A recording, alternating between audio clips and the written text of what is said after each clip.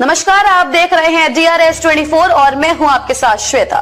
तो चलिए रुक करते हैं आज की प्रमुख और बड़ी। जगदीशपुरा थाना क्षेत्र के कलवारी गांव में स्थित करोड़ों रुपए मूल्य की कृषि भूमि को लेकर फैले भ्रम और लगाए जा रहे आरोपों के संबंध में वास्तविक तथ्यों को सार्वजनिक करने के लिए संजय प्लेस स्थित एक होटल में प्रेस वार्ता का आयोजन किया गया।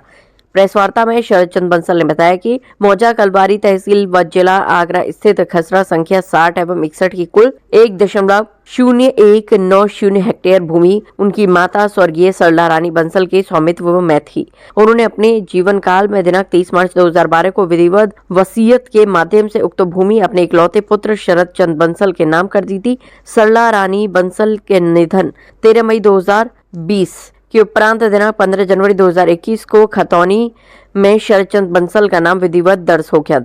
ये पहली बात तो पूरी जो कहानी है फर्जी है पूरी। हमारा रिकॉर्ड सब पक्का है, ईमानदारी से हमारा काम है सारा। जगह के कागज हमारे पास हैं, नाम हमारा चढ़ी हुई है और मालिकाना हक हमारे पास है, पोजीशन भी हमारे पास है। आखिर ये बात इतनी लंबी पहुंची कैसे? इसके पीछे कारण क्या रहा? उसका कारण ये है कि वो चाहता है कि जितने पैसे उसने बहन को दिए हमारे, उतने पैसों में मुझसे हड़प ले वो पैसे डाल के। उनके हक में बहनामा किसने किया?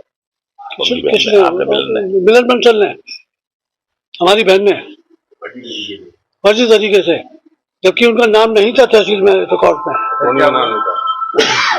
फिर क्या हुआ? फिर क्या हुआ, हमने उसको पता करा, हमने FIR कराई। आपने FIR कब कराई थी? हमने कराई है 2023 में। अभी वो मौजूदा हालातों में जमीन किसके नाम है? मेरे नाम, शरद चंद्र बंसल के नाम। आपकी बहन ने जो उनके नाम हक में बहनामा किया था वो किस आधार पर किया था? वैसे ही जबरदस्ती कराया गया था उनकी बहन से, और उसकी जांच। ये जो जगह थी मेरी माताजी के नाम थी। मेरी माताजी ने मेरे नाम वसीयत करके रखी हुई थी। उनके ध्यान के पश्चात वो वसीयत मेरे पास मिली मुझे, और उसके आधार पे हमारे पास ये मालिक बने उसके हम। इस बीच में हमारी छोटी बहन को बरगला के गौतम ने एग्रीमेंट करे 1/3 के पहले, फिर आधी जमीन की रजिस्ट्री कर ली फर्जी तरीके से बिना खतौनी के नाम पे, जिसकी हमने शिकायत करी DM को, कमिश्नर पुलिस, सब जगह हमने शिकायत करी। और इन्होंने जो भी कागज वहां सबमिट किए कोर्ट में, वो डिसमिस हो गए जांच में सब फर्जी पाए गए। ये कसमान गौतम और शशिकांत गौतम अब से नहीं, पिछले कई वर्षों से यही माफिया आए करते चले आए हैं।